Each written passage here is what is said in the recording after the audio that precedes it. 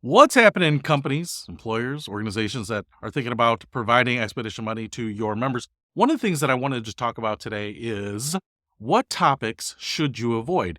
And there are a lot of topics that employers or companies or banks, credit unions don't want to provide to people because they are afraid of the effects of it. So I have talked to companies that don't want to talk about retirement plans because only the top executives, the corporate employees, get access to the retirement plan, and the frontline employees don't have access to it. So they don't want to mention it. I've worked with companies that actually, by policy, ban having outside employment. And I don't mean just OBAs, outside business activities, like financial institutions often do to make sure that there aren't conflict of interest. I'm talking about just your bread and butter, attendance based compensation jobs that ban you from having other employment because they think you might go out and maybe be more successful or like another job better and leave them completely.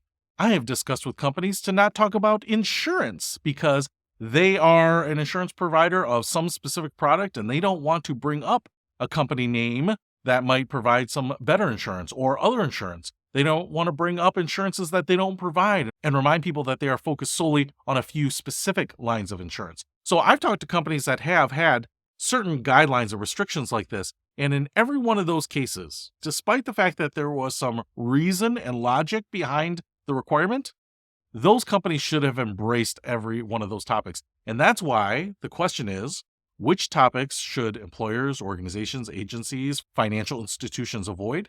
The answer is none. And the reason is because the information about those exists somewhere else. And so if you're providing a program that only has some of the information out there, and you're saying, hey, we want to help you, we want to provide you good financial information, and your program has this, and your people come in and they look around, they're searching for answers to their questions, their problems, their particular needs, and they don't find it here. Guess what? All they have to do is type in their question, their situation into Google. And it's going to take them to a ton of resources and say, hey, I will show you how much money you can make doing TaskRabbit. I will show you how much money you can make as an Uber driver or shopping for groceries with Instacart or writing a book or buying an investment property or speculating on cryptocurrency or whatever it might be.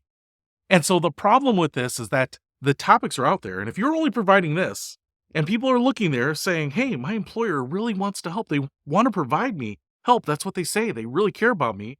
And they find nothing on what they need. And they go out into the rest of the world and they find tons of stuff, loads of stuff, a plethora of stuff. They're going to realize, hey, you're not providing the full picture. You're providing a view that you want to provide or censored or reduced. And they may even say, hey, why didn't my company want me to look at side hustles? Why didn't my company want me to look at investment strategies? Why not? Why didn't my company want me to look at retirement plans? Why didn't they want me to see this? And it's going to probably open some questions in their mind that you probably wanted to avoid in the first place. So what I would say here is don't shy away from any topic because the answers are out there.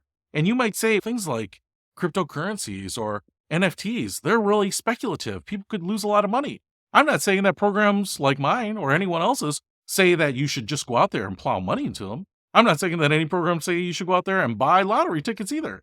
But to ignore it like it doesn't exist just telegraphs to people that are using your program that you might be scared of certain topics, and you shouldn't be. Because honestly, the data out there on side hustles suggests that people are more committed to their employers when they provide it. The data says that employees who are more financially secure, maybe because they have an investment property, are happier at their jobs, stay longer at their jobs. So just because you are afraid of certain topics, maybe because of your situation, maybe because of just what you offer, maybe because of the type of business you are, should not result in you eliminating those topics from your financial wellness programs. So include anything and everything because then your people will trust you that you truly are providing all of the information to them, that you truly do care about their financial well-being. So I hope that helps. I'll see you later.